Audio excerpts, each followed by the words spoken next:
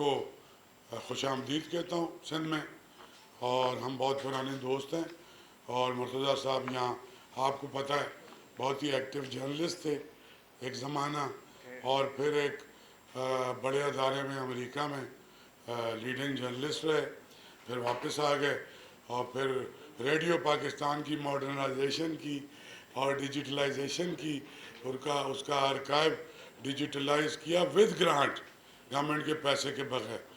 تو اس کے بعد بھی یہ آتے رہے، اور آرٹس کونسل آئے بھی، لیکن اب آفیشلی چونکہ میں تو خود ہی منڈے کو میں نے چارج لیا ہے، تو میں نے کہا کہ میں نے ریکویسٹ کی کہ کوآرڈینیشن ہمارے درمیان رہنی چاہیے، اور آپ کا تو تعلق بھی ظاہر ہے اسی صوبے سے بھی ہے، لیکن آپ کی ذمہ داریاں فیڈرل کی ہیں، تو چونکہ ہمارے جو ریلیشنز ہیں اور دوستی ہے وہ بھی ایک انٹلیکچوئل بنیادوں پہ ہے کہ ہم تھاٹ شیئر کرتے کہ کس طرح کا دنیا کو ہونا چاہیے زمانے سے۔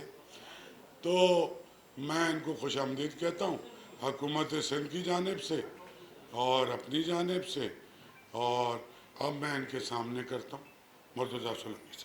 بہت شکریہ۔ میں تو شاہ جی کو مبارکباد دینے کے لیے رکا ہوں، مجھے کہیں اور جانا ہے، لیکن کیونکہ شاہ صاحب جو ہے وہ ادب، ثقافت اور میڈیا ان تمام ڈومینس میں ان کی ایک اچھی شہرت ہے، اور میرے پرانے دوست ہیں، تو میں نے یہ مناسب سمجھا کہ بغیر وقت ضائع کیے کراچی آئے اور مبارکباد دیں۔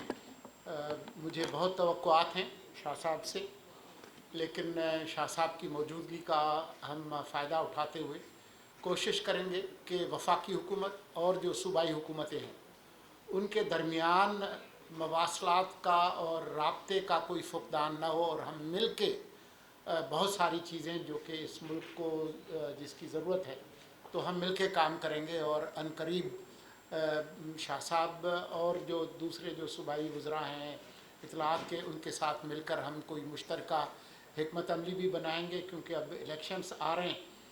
جمعرات 8 فروری 2024 کو الیکشنز ہوں گے۔ اب اس سلسلے میں کسی کو کوئی شک اور شبہ نہیں ہونا چاہیے، الیکشن کمیشن کی تمام ضروریات چاہے وہ مالی ہوں، انتظامی ہوں، سیکیورٹی کی ہوں، ان کو ہم پورا کریں گے، اور یہ پاکستان کے عوام کا حق ہے کہ وہ جس جماعت کو یا جماعتوں کے گروہ کو اقتدار میں لانا چاہتے ہیں، چاہے صوبے ہوں یا وفاقی حکومت ہو، یہ ان کا اختیار ہے۔ پاکستان کے آئین کے پریمبل میں لکھا ہے کہ یہ ملک اس کے منتخب نمائندے چلائیں گے۔ جو بڑے جو بنیادی جو معاملات ہیں، چاہے معیشت کے ہوں، خارجہ پالیسی کے ہوں، گورننس کے ہوں، مقامی حکومتوں کے ہوں، یہ فیصلہ کرنا منتخب پارلیمان کا کام ہے۔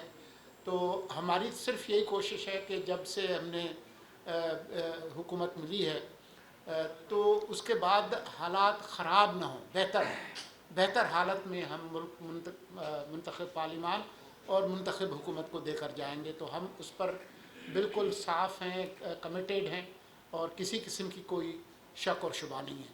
بہت شکریہ۔ اچھا سولنگی صاحب، آپ کہہ رہے ہیں کہ الیکشن جو ہے وہ 8 فروری میں ہی ہوں گے، لیکن نون لیگ اور خاص طور پہ جی ڈی اے یہاں سندھ میں جو یہ نئی حلقہ بندیاں ہوئی ہیں ان کے خلاف وہ کہتی ہیں کہ ہم کورٹ جائیں گے۔ جب وہ کورٹ جائیں گے تو یقیناً اس میں 1-2 ماہ لگ جائیں گے، تو یہ 8 فروری کو کیسے ہوں گے election?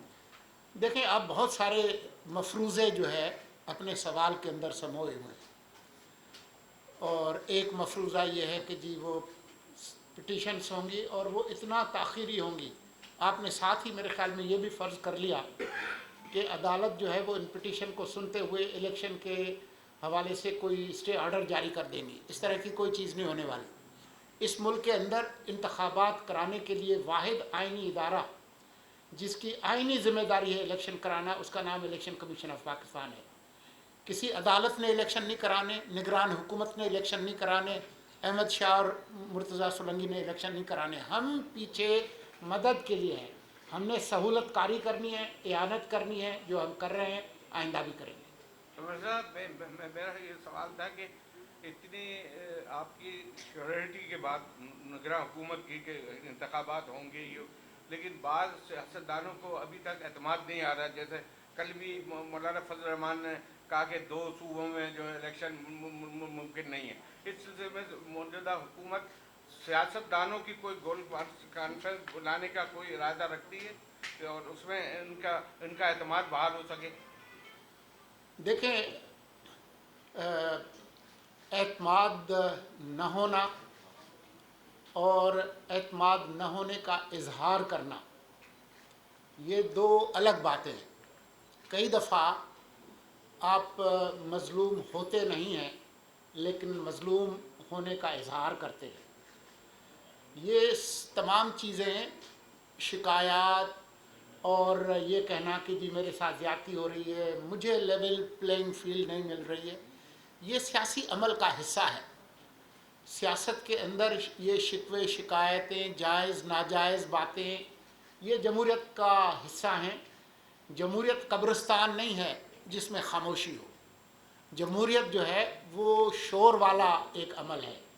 Democracy is noisy in its essence, और उसी के दरमियान सारी बातचीत होके और फाइनल कोई चीज़ सामने आती है। अच्छा, ये खुर्शीद शाह ने तो ये सीधा सीधा इल्ज़ाम लगा दिया कि आपकी निगरान गवर्नमेंट जो है नून लीग की है, पंजाब की जो हुकूमत है वो भी नून लीग की निगरान बनी हुई है, और वो मुसलसल कह रहे हैं कि नवाज शरीफ को जो है वो रिलीफ भी दिया जा रहा है, तो निगरान गवर्नमेंट जो है उसमें मुलव्वस है। ये क्या इल्ज़ाम आपके ऊपर लग रहे हैं? आपने सिर्फ एक शाह साहब का जिक्र किया, इसमें आप शामिल कर लें और बहुत सारी शिकायत, बहुत सारे लोगों को शिकायत है, और उन तमाम लोगों की तनकीद और शिकायत करने के हक़ का मैं एहतराम करता हूँ। वही है। तो वज़ीर-ए-आज़म साहब ने, काकड़ साहब ने तुर्क मीडिया को इंटरव्यू देते हुए कहा था कि बदकिस्मती से पिछले 40 साल से हमारे सिविल इदारे नाकाम रहे हैं, तो हमें फ़ौज से मदद लेना पड़ती है। तो एक तो ये कि आप लोगों ने, कैबिनेट के लोगों ने उनकी तस्दीक नहीं की कि आप मुखालफत नहीं की, और क्या उनको कौम से माफ़ी नहीं मांगनी चाहिए कि उन्होंने तारीख को मस्क किया है, क्योंकि फ़ौज के पास जब जो इदारा गया वो मज़ीद ख़राब हुआ है। PIA हो, रेलवे हो, स्टील मिल हो, इस पार को जिस इदारे हो, फ़ौज ने तो मज़ीद ख़राब किया इदारों को, तो इतना गलत तो मस्क करने वाला बयान क्यों दिया हुआ है? जिस तरह से बहुत सारे लोगों को इजहार राय की आज़ादी है, इस तरह से आपका जो तज्ज़िया है उसके हक़ का भी मैं एहतराम करता हूँ। अच्छा, सुनील साहब, ये फरमा दीजिएगा कि एक बड़ी कंफ्यूजन है और अब खबर काफ़ी वसीत है। ऑफिशियल सीक्रेट एक्ट और आर्मी ज़मीनी एक्ट जो है वो अभी तक सदर ने दस्तखत नहीं कोई पर उठा दिया है। अब इसकी क्या स्टेटस है? वाकई में वो दस्तखत हो चुके हैं या नहीं हो चुके?